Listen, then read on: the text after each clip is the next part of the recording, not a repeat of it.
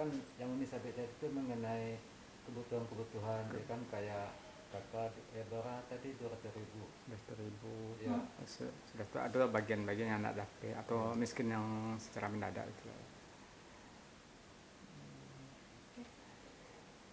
Mbak pertanyaan Mbak marah nih Mbak. Mbak langsung tandanya kan. Bagaimana Langsung saja tanggapan nih. Ibu terhadap Langsung bantuannya saya. yang 200.000 kan agak minim tuh untuk seseorang itu kan. Oh ya. Jadi Ya. gimana tanggapan dari Ibu sebagai orang tadi? Ya. Jadi sebenarnya Pemprov itu kan menyediakan anggaran berkisaran dari 200 miliar sampai 220 miliar. Nah, kemudian ada bantuan tunai sekarang yang sedang diprogramkan oleh pemerintah provinsi dengan anggaran 200.000 per orang per dampak COVID. Berarti dalam satu kakak seandainya ada 5 orang maka dikalikanlah 5 orang. Nah, cuman data ini apakah bisa langsung update atau tidak? Nah, ini yang kita pertanyakan tadi.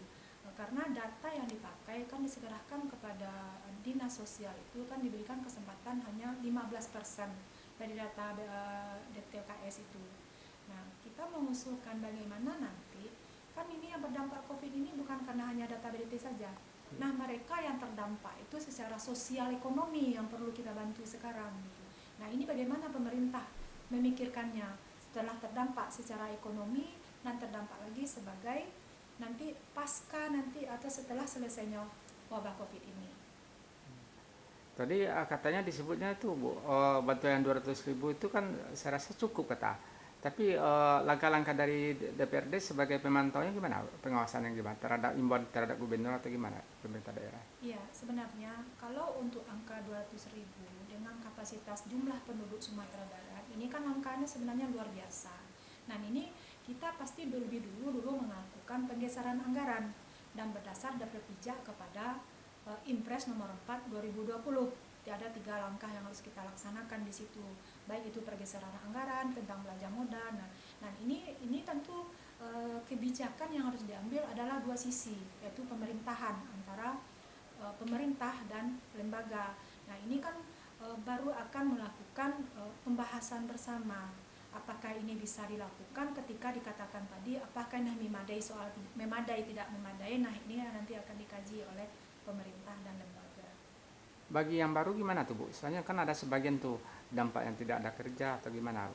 Itu Ya. tuh pandangan dari anggota dewan gimana tuh? Ya, itu yang kami maksudkan adalah dampak secara ekonomi. Jadi dampak secara ekonomi itu yang kita pikirkan sekarang. Karena kita melihat dampak ekonomi itu contohnya itu supir-supir angkot. Itu kan mereka tidak jalan lagi. Ojol dengan diinstruksikannya anak-anak sekolah tidak sekolah lagi sampai 21 April. Nah, itu seperti pegawai harian ya, pegawai harian di PT-PT atau di pasar-pasar tuh dengan sepinya pasar, dengan himbauan social distancing, physical distancing, ini otomatis mereka yang kerja serabutan seperti itu sudah tidak bekerja lagi. Nah, ini yang paling utama sekali ya akan menjadi dampak daripada COVID ini. Itu menurut kami. Itu kan 200.000 tuh kan Bu kan dana tunai Bu. Tapi gimana sistemnya Bu? Soalnya gini Bu, kadang-kadang kan kita mau menyebut selama ini kan ada misalnya dari atas 10, tahu-tahu tiba di bawah 6 jadinya. Jadi singgah sini ya kan? Atau gimana? Atau langsung ke yang bersangkutan atau gimana? Ya, ini kan sebenarnya kebijakan yang perlu diluruskan.